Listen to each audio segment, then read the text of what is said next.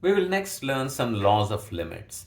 And all of these laws follow from the rigorous definition of limits that's given in the textbook that we did not explore. But you can read the rigorous definition, and if you're interested, you can try to prove these. But we will mostly be interested in knowing them and using them in problems. So, what it says is if there are two functions, f and g, and if they both have limits as x approach a, let's say the limit of f is L and that of g is m. And if c is any real number, c is a constant like 5 or 7 or something, then we can build more limits based on the knowledge of these two limits. If I want to find the limit of the sum, then that's the same as adding those L and M, or same thing applies to the difference. And it applies to product as well. If I want to find the limit of the product of functions, then it's the same as multiplying, taking the product of L and M. And applies to quotients as well. But anytime we have to divide by m, we want to be sure that we don't have 0 in the denominator, because that would be undefined.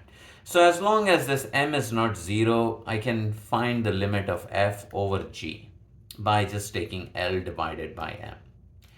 Now, the fourth one says if you have limit of a constant times the function, then that's the same as multiplying c with L, the limit of the function itself. And we will look at examples of each of these. And this is the one that's somewhat interesting and also a little bit hard to follow and also prove using the rigorous definition of limit.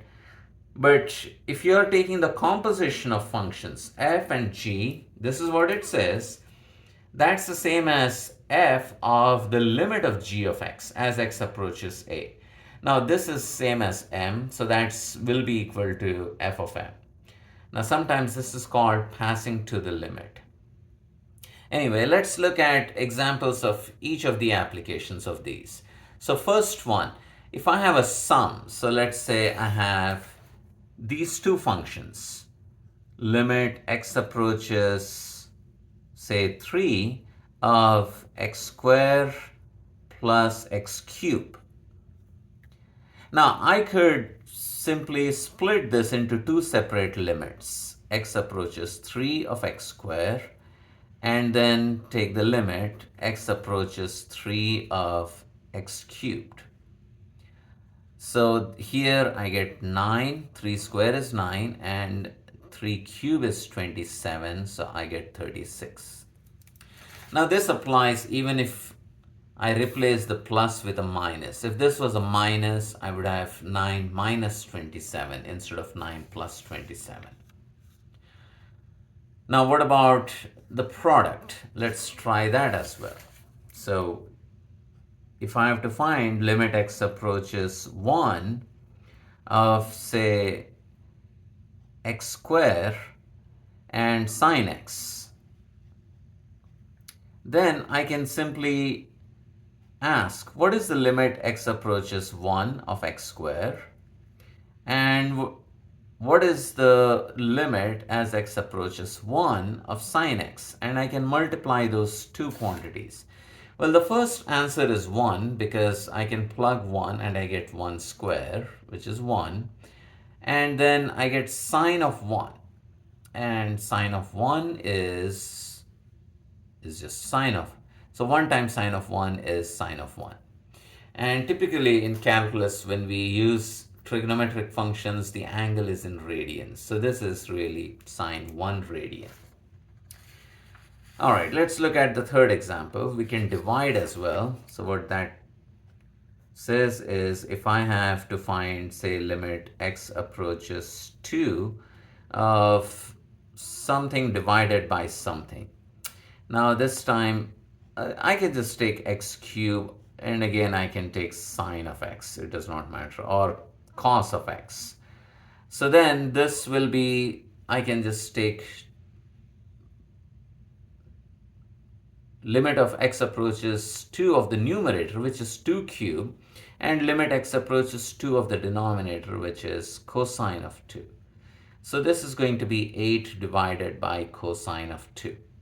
Now I can't simplify this with another number because this is going to be an irrational number, and you can use a calculator to approximate it.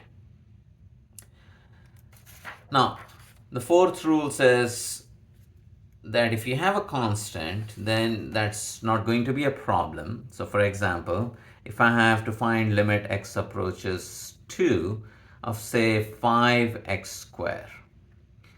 Now, what the rule says is the 5 does not bother us. We can pull the 5 out of the limit and just ask what is limit x approaches 2 of x square. So then the 5 is simply sitting there ready to multiply whatever that answer is going to be. So this answer is going to be 2 square, which is 4, and 5 times 4 is 20. All right, let's look at the last one. So say I have f of x is given by x square and g of x is sine x. Then if I want to find limit as x approaches to say pi over, let's do pi over 6 of f of g of x, then this is the same as f of the limit as x approaches pi over 6 of sine x. And we know sine pi over 6 is a half, so this is going to be f of a half. So that's going to be 1/2 square, and that's going to be 1/4.